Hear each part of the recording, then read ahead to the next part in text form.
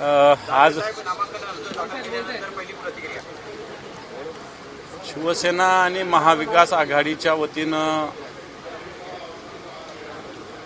मी उमेदवारी अर्ज भरलेला आहे.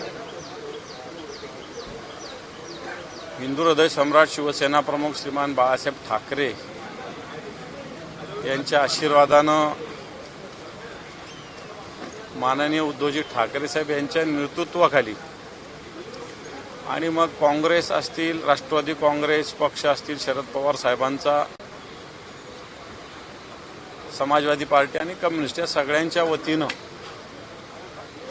मला उमेदवारी देण्यात आली. सगळ्या पक्षांनी एकमताने माझा एकट्याचा फॉर्म भरला आणि मला असं वाटतं की निवडणूक ही बिनविरोध होईल असं मला स्पष्टपणे वाटतं.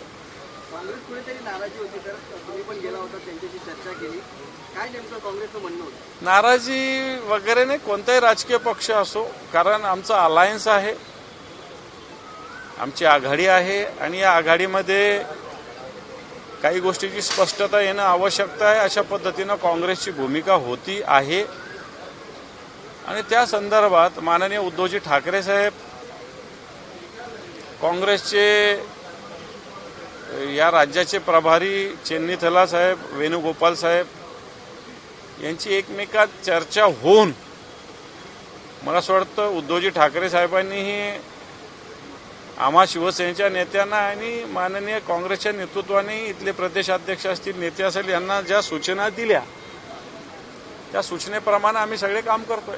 सर, आता विजय वडेट्टीवारांनी तुम्हाला भेटताना असं म्हटलेलं आहे का विधान परिषद तुमची आणि राज्यसभा आमची, असं एक सूचक वाक्य म्हटलेलं आहे का? नाही, तह वगैरे काही नाही, परंतु अशा पद्धतीनं निश्चित भूमिका काँग्रेस पक्षाने मांडलेली आहे आणि या संदर्भात लवकरच मुंबईमध्ये मी सांगितलेले जे नेते आहेत, माननीय उद्धवजी ठाकरे साहेब, काँग्रेसचे माननीय चेन्नीथला साहेब यांच्यावरच अशा पद्धतीनं बैठक होईल. सर, एक महत्त्वाचा मुद्दा समोर येत आहे. 10वा उमेदवार एकनाथ शिंदे देणार आहेत, त्यामुळे उद्धव ठाकरेंनी माघार घेतली असे थेट ते म्हणतात. मला वाटतं मी आता राजकीयाच्यात बोलत नाही, मी उमेदवारी अर्ज भरलेला आहे महाविकास आणि एवढंच मला माहिती आहे. नाही, त्यांनी थेट म्हटलेलं आहे का आम्ही फक्त एक हिसकी दिली तर घाबरली उभाटे, थेट असं त्याचं म्हणणं आहे. सर, मला असं वाटतं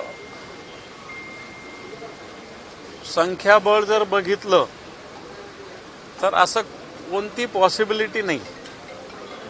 आता म्हणायला ते म्हटले असतील, मी त्याच्यात जात नाही, परंतु संख्याबळ जर बघितलं तर मला असं वाटत नाही कोणत्याही राजकीय पक्षाला अशा पद्धतीनं काही करणं हे काही सोपं काम नव्हतं आणि नाही.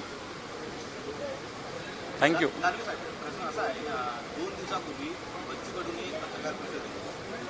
माध्यमांच्या सूचनाला त्यांनी धन्यवाद दिले होते, एकत्रित चर्चा घडवून आणायला किंवा चर्चा पुढे आहे, पण आज थेट त्यांनी स्वतःचा पक्ष शिवसेनेमध्ये विलीन करून विधान परिषदेची आमदारकी घेतली. हे पहा, जो तो ज्याचा त्याचा प्रश्न आहे. असंच मला असं वाटतं मागच्या 4 की 6 वर्षापूर्वी नारायण राणे साहेबांचा एक पक्ष होता, संघटना होती स्वाभिमान, त्यांनी अशाच पद्धतीनं भारतीय जनता पार्टीत विलीन केला होता. तशाच पद्धतीनं बच्चू कडू साहेबांनी केलं असेल. बच्चू कडू एक लढाऊ कार्यकर्ते, नेते, एवढं तर मानलं पाहिजे. बाकी वैचारिकदृष्ट्या त्यांनी त्यांचा निर्णय घेतला असेल, त्याच्यात आम्ही काही बोलावं किंवा आमचे ज्याचं त्याचं जे ते मत असतं, गणित असतं, त्याच्याविषयी मी बोलणं योग्य होणार नाही.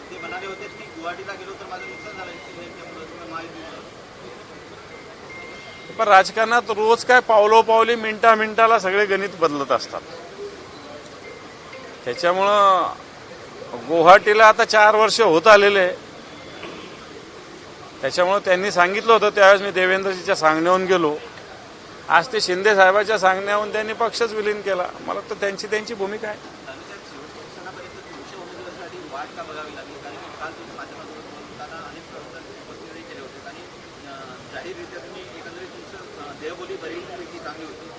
आता कशी?